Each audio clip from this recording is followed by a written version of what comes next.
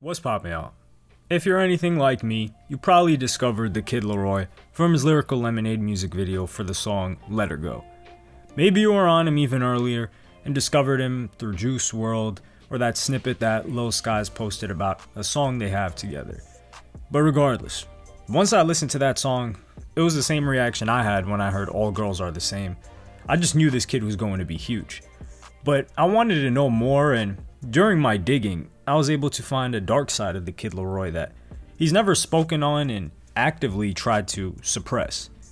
If you're unfamiliar entirely, the Kid LAROI, whose real name is Charlton Howard, is an Australian rapper who's 16 years old and signed to Columbia Records, which is a division under Sony Music Entertainment, which is an important detail as we'll get to later.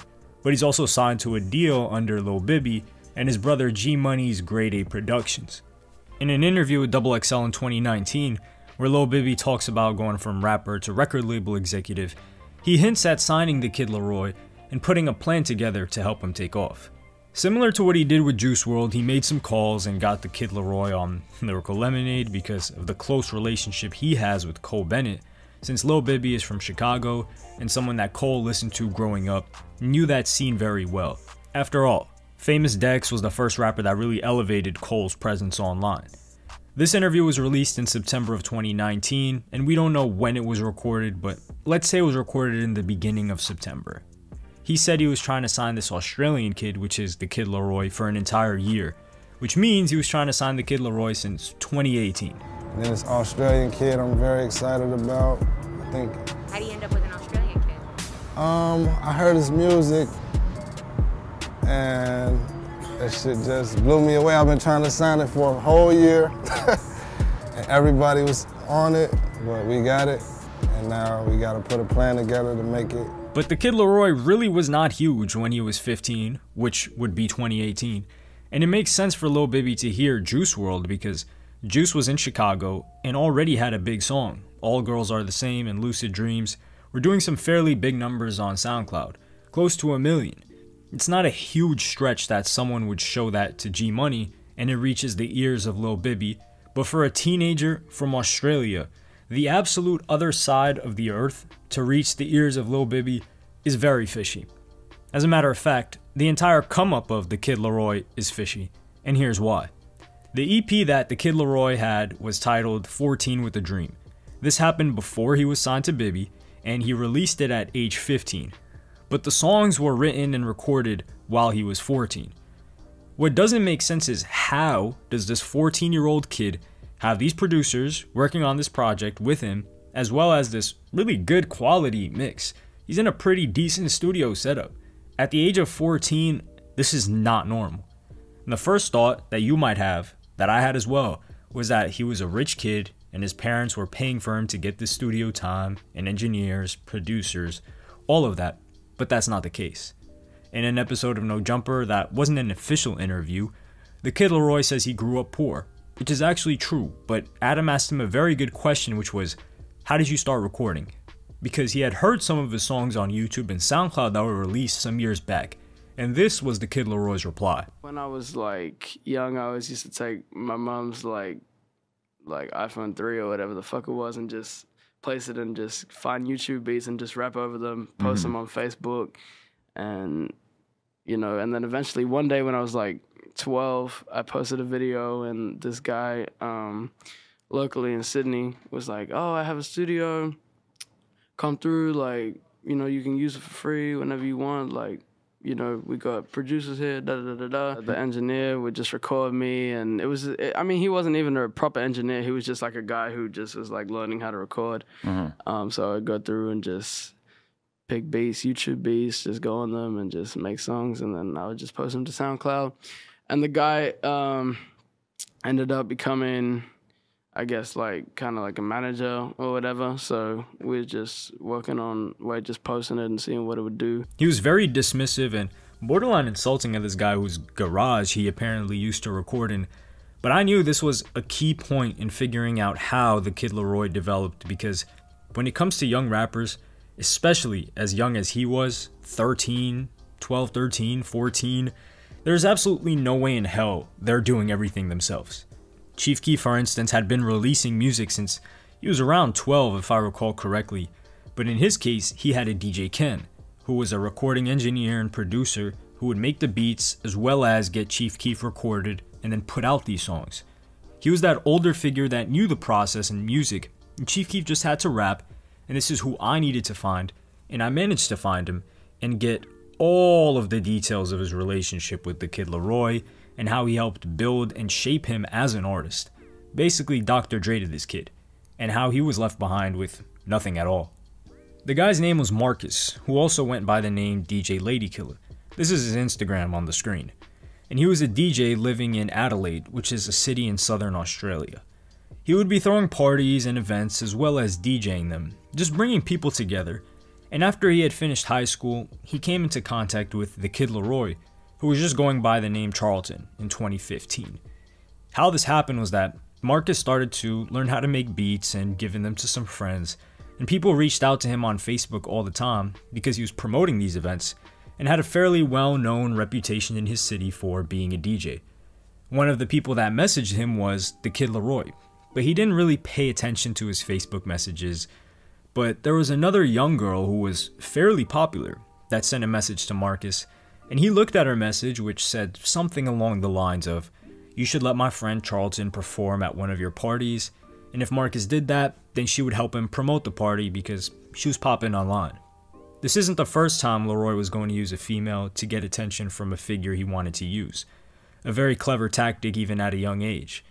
This is also the first inconsistency with the Kid LAROI's telling of his come-up story, because in his official No Jumper interview, he says that when he was 12 years old, he posted a video on Facebook about him rapping to a beat, and he got hit up by this guy, who's Marcus, which is wrong.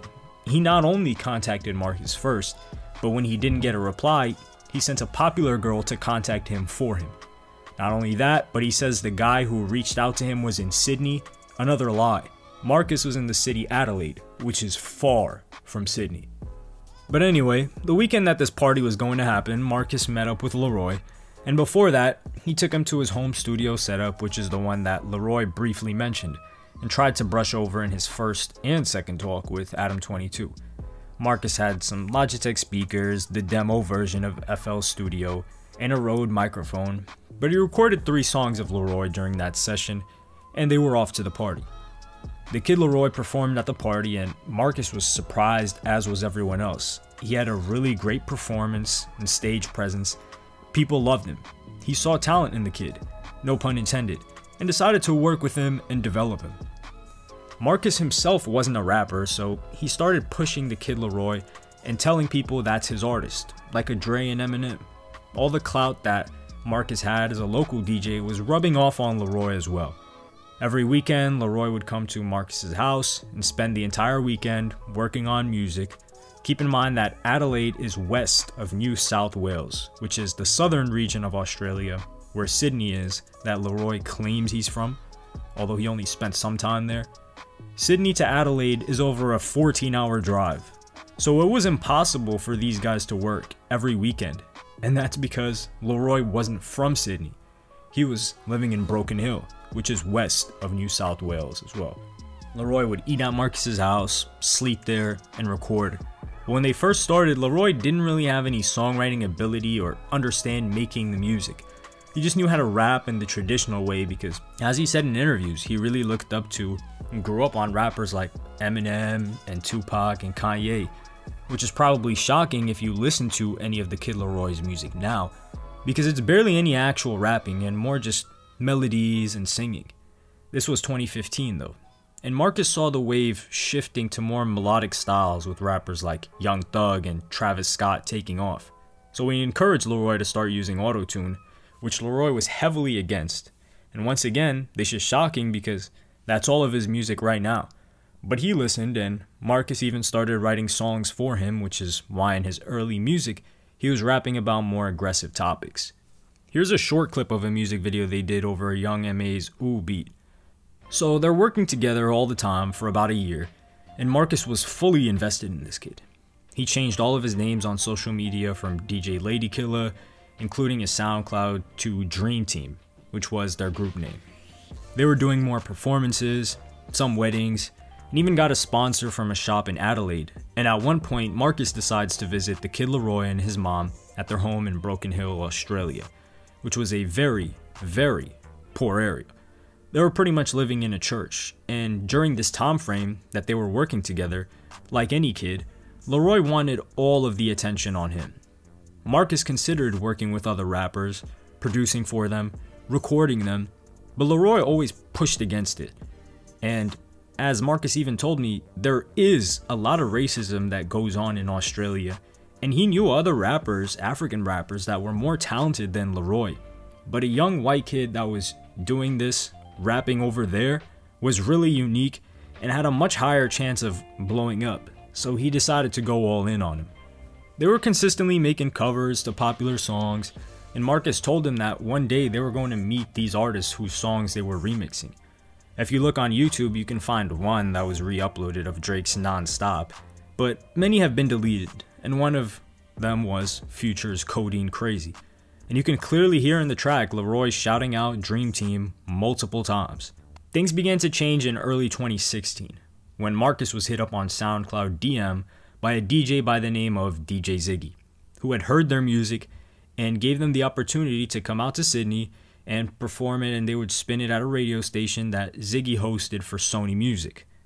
This was a massive opportunity because Sydney is the big city in that region and the place to be when it came to music. They went to Sydney and didn't meet Ziggy right away, but met one of the executives who worked at Sony Music, and they performed some of their songs in front of him at an Airbnb, and he was impressed but told them that hip-hop wasn't really big in Sydney or Australia. But he knew a couple of people at the record label that would be able to help them. They also recorded a music video to their song Every Day in Sydney, which I'll play you a short clip of right now. Now, who is DJ Ziggy? He's an important figure in all of this when you're trying to put all the pieces together. Ziggy is Zigganor, who is both a tour DJ, performing DJ, with a focus on R&B, hip-hop, and Afrobeat, which is where LAROI and Dream Team fell under the umbrella of. But he also does management. He runs Art Management Group, who if you go to their website, it shows two artists currently, Manu Crooks and Creed the Kid. But on his LinkedIn, you can see that he also managed the Kid LAROI, but doesn't anymore. And even in the first talk with Adam 22, LAROI clearly says that his manager was Ziggy. Just keep this in the back of your mind for now, because they didn't meet with Ziggy when Marcus went there, just a person at Sony Music. Marcus was heading back to Adelaide to meet and speak with his family. He thought they were all going back together, him, LAROI, and LAROI's mother. But LAROI's mother said that they had to stay in Sydney. Marcus had family things to tend to.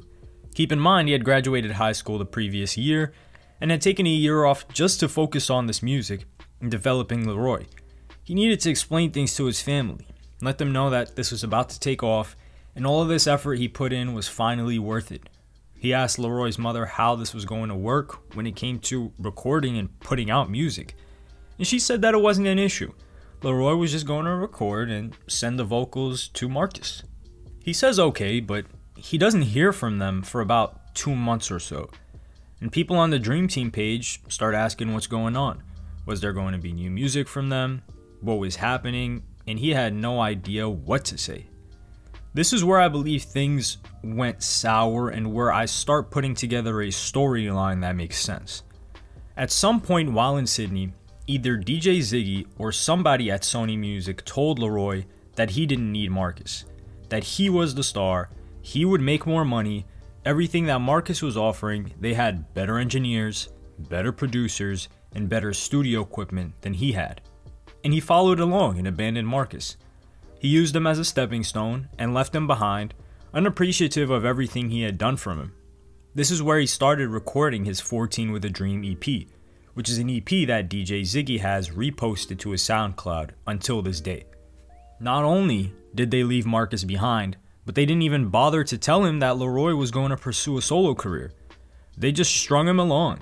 It was 6 months after he had been in Sydney without getting a reply back from them, and Marcus decided to release a solo song, and even though he wasn't a rapper, he would start doing it. But this is when LAROI's mom hit him up and told him to take down the song and video because LAROI wasn't in it.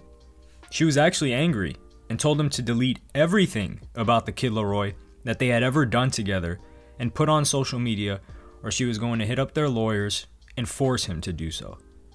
This is where all my sayings about how record labels try to erase an artist's entire past history is proven correct.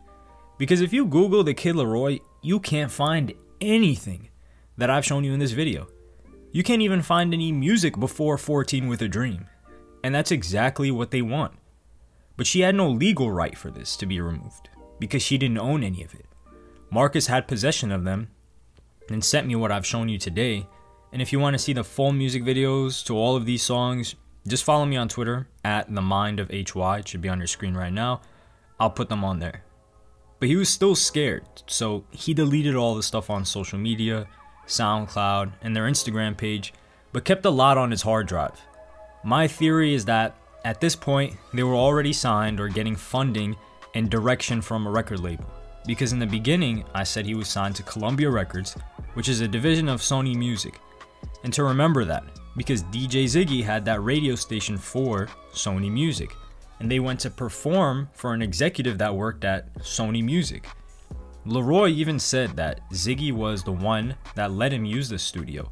In an interview, No Jumper, they would record him, and he lied, saying that he was doing all this stuff by himself up until that point, which is clearly false in every way.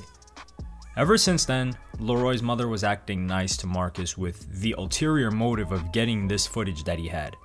She would always mention the question and say she wanted the music videos that they had recorded for a documentary they were going to make. But he resisted it and knew it was fake. The Kid LAROI also joined this competition in Triple J called Unearthed High in 2018, and he was one of the finalists. This is where the narrative that they want to have planted before he gets signed is. Keep in mind, he was already recording in Sydney for at least a year at this point when it came to his project 14 with a Dream. But his label has to create some sort of a story for people that ask, okay, how did this kid blow up? And the story, if you just Google him, you'll come to the conclusion of, oh, he joined this competition for high school kids, Unearthed High. He was a finalist, and someone at a record label heard his music and decided to sign him. When you know that's not the truth now. One of my thoughts was that the song Winning was about his relationship with Marcus, just from this clip.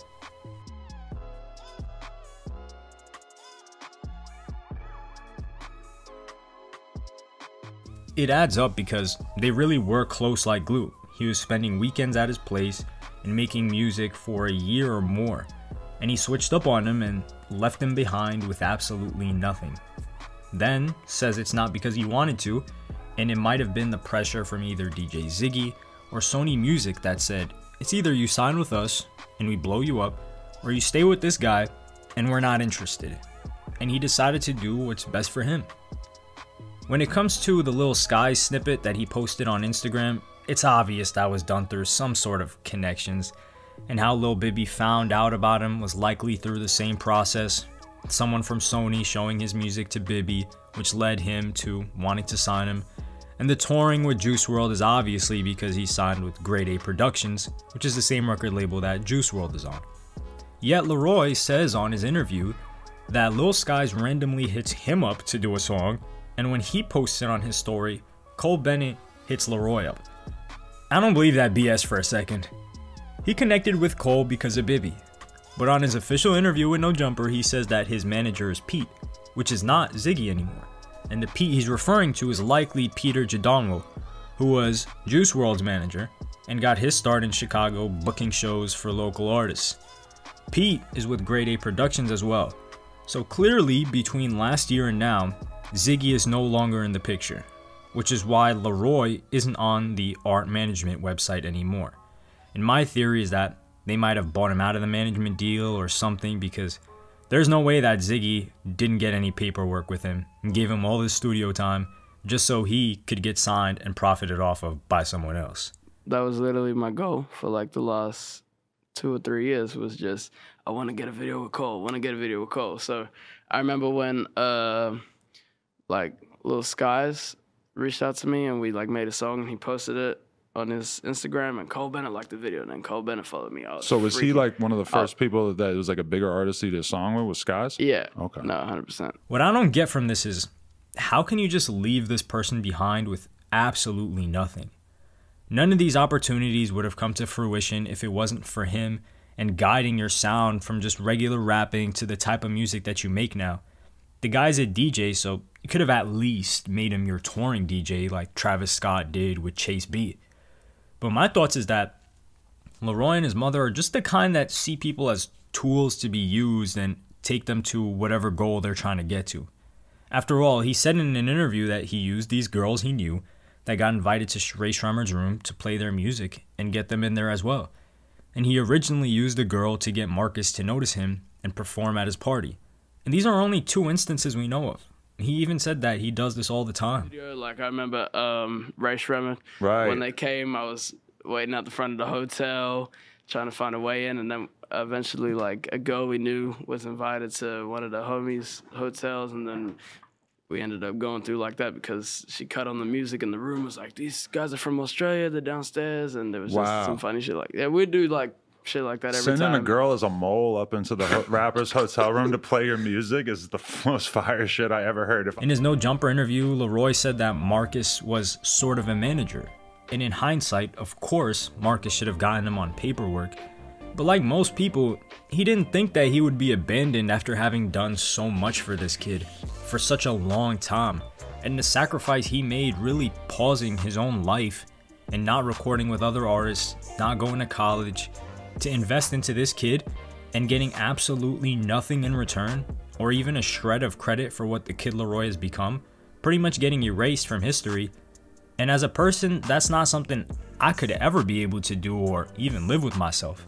I personally hate being lied to and seen as an idiot, and my BS detector is one of my biggest assets. And when it came to the Kid LAROI, nothing from the story he was bringing up made any logical sense, and it's full of lies as we just showed today.